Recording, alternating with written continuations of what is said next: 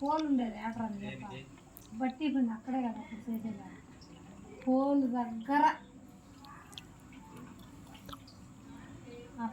ఆడికి నడిసిపోయి అది ఎప్పుడు చీకట్లో అన్నం చేసుకొని పచ్చడి దంచుకొని ఎప్పుడు లేచే నాన్న 4:30కి 4:30కు అట్లా లేచి అప్పుడు అన్నం చేసుకొని పచ్చడి దంచుకొని టిఫిన్లో పెట్టుకొని కూరగాయలో పచ్చడి వేసుకొని 7 నుంచి రాయంపేటకు పూలు కాడికింటే అత్తరాల దగ్గర నడుచుకునే కదా నాయన నడిచి మళ్ళీ అక్కడ పని చేసి వచ్చిన దాకా సాయంత్రం 5కి వదులుతారు 5 దాకా తిరుగుతానే ఇటుకలు మోయాలి మట్టి మోయాలి.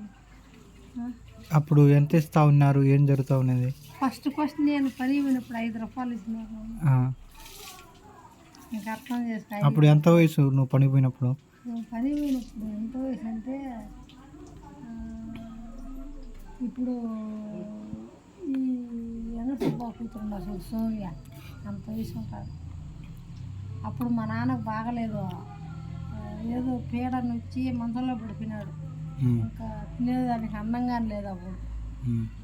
ఇంకా మా అమ్మ ఒకటి పోతా ఉంది బట్టి పనికి. మా తమ్ముళ్ళు చిన్నోళ్ళు కదా, ఆ వాడిని నన్ను తీసుకున్నారు కళ్ళం తోసేదాన్ని.